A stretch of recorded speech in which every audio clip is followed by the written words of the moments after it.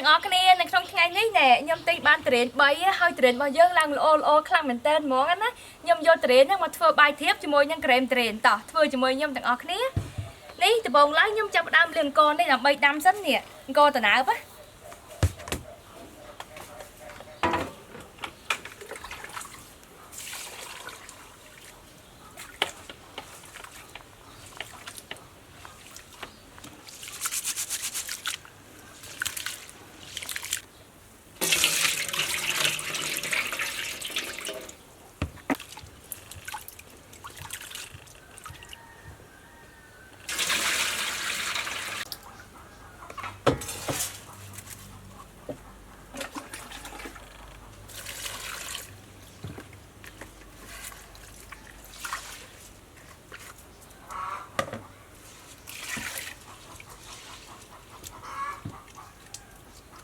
នេះតោះបន្តិចខ្ញុំចាប់ផ្ដើមយកអង្គតណាប់ទៅដាំ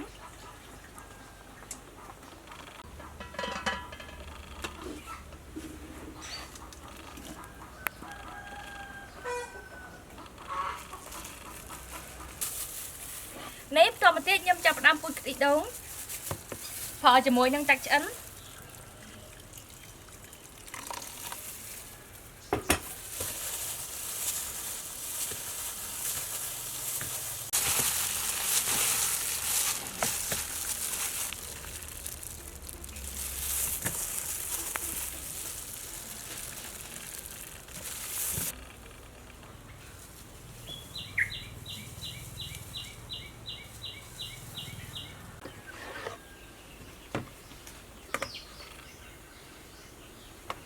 នេះតោះបន្តិចខ្ញុំចាប់ផ្ដើមបកត្រេន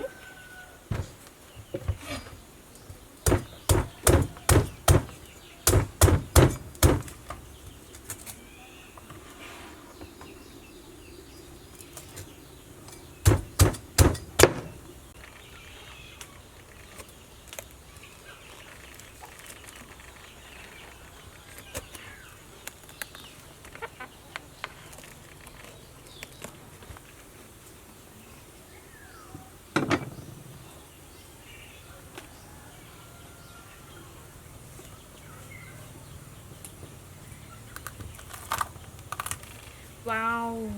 នេះសាច់របស់វានេះឡើងល្អខ្លាំងមែនតើហ្មងណា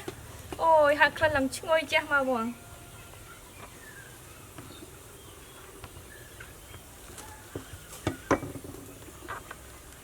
អូយត្រេននេះទុំល្អខ្លាំង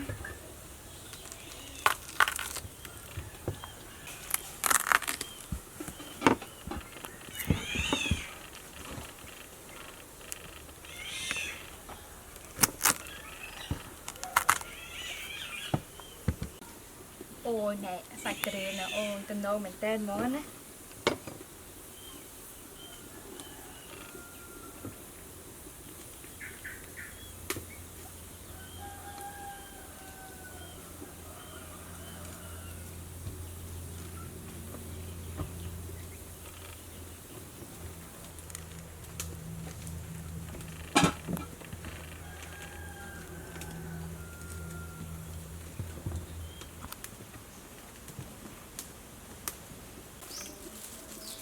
នេះឥឡូវហ្នឹងខ្ញុំចាប់ផ្ដើមយកគ្រាប់ត្រេនចេញអូយក្លិនវាឡើងក្អូបមកហ្មងណាឡើងឈ្ងុយ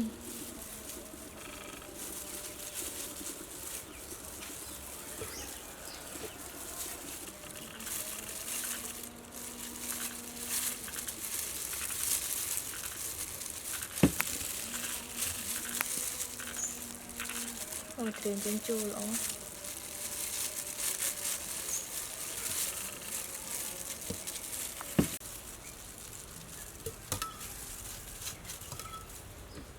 នេះខ្ញុំចាក់ទឹកដោះគោស្រស់ចូល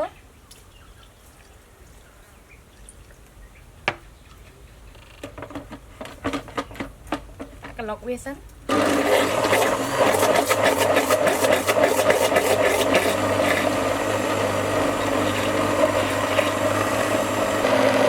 ខ្ញុំថែមទឹកដោះគោស្រស់បន្តិចទៀត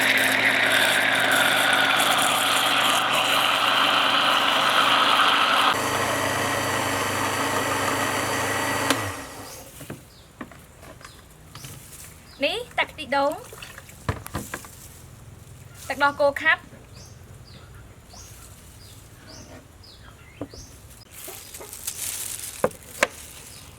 ស្ករស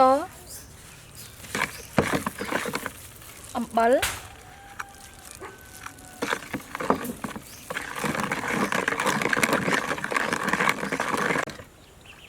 នេះឥឡូវហ្នឹងវាបានលាយសព្វល្អហើយខ្ញុំដាក់ទុរេនចូល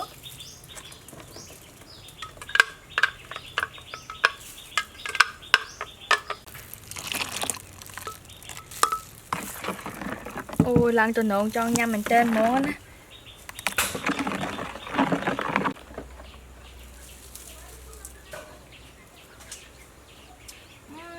ផ្អែមឈ្ងុយឆ្ងាញ់ខ្លាំងមែនតើហ្មងណា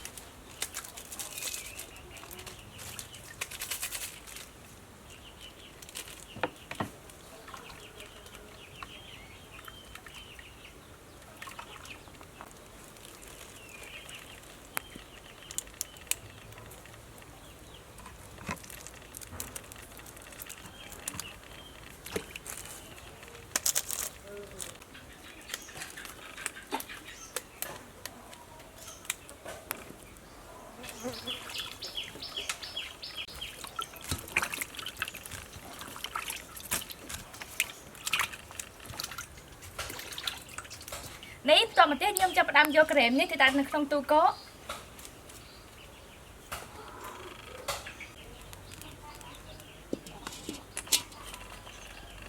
ឡូវនេះខ្ញុំចាប់ផ្ដើមធ្វើទ្រាបបាយនេះដាក់ខ្ទិះដូងទី1ចូល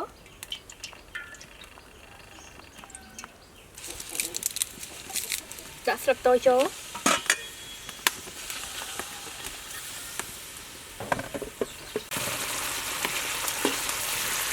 ឥឡូវនេះខ្ញុំយកស្លឹកតើយចេញ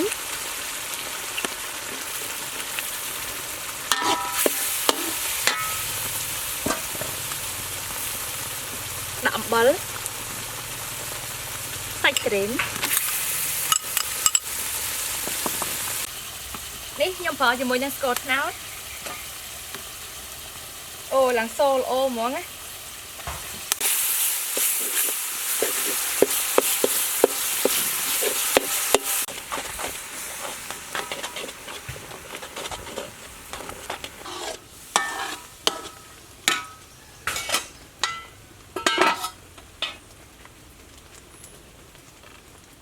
នេះឥឡូវហ្នឹងខ្ញុំដាក់បាយដំណើបចូល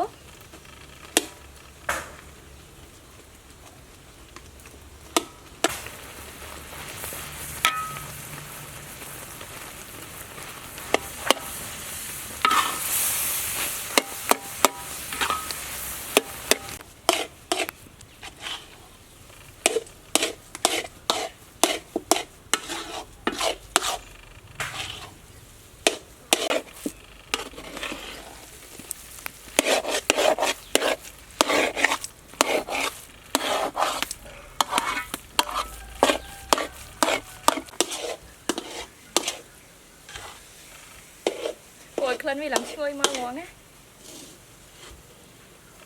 នេះឥឡូវហ្នឹងធៀបបាយរបស់យើងបានឆ្អិនហើយ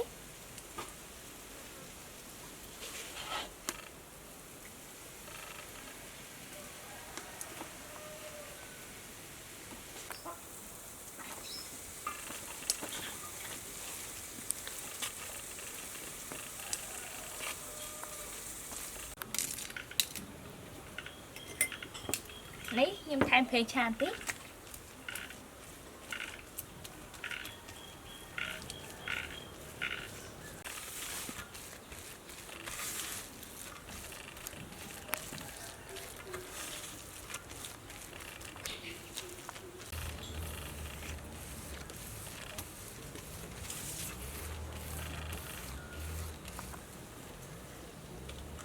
ន នេះធៀបបាយរបស់យើងរួចរាល់ហើយឥឡូវនេះខ្ញុំចាប់ផ្ដើមទុកឲ្យវាត្រជាក់សិនអូយនិយាយពីក្លិននេះឈ្ងុយមកមកនេះឥឡូវនឹងបាយធៀបរបស់យើងបានត្រជាក់អីខ្ញុំចាប់ផ្ដើមកាត់វាសិន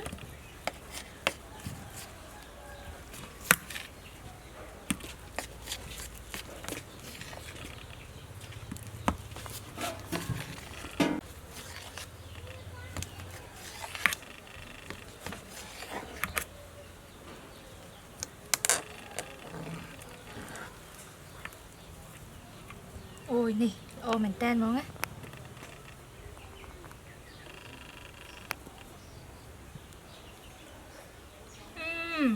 ផ្អែមឆ្ងាញ់ហើយឈ្ងុយត្រេនមកហ្មងណា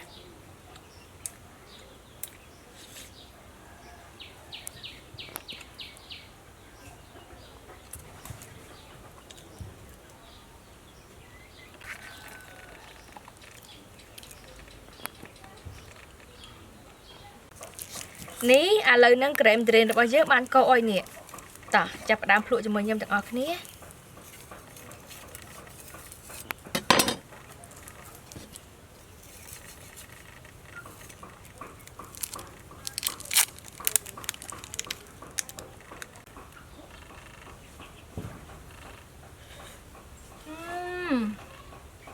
ផ្អែមឈ្ងុយឆ្ងាញ់ខ្លាំងមែនតើហ្មងណា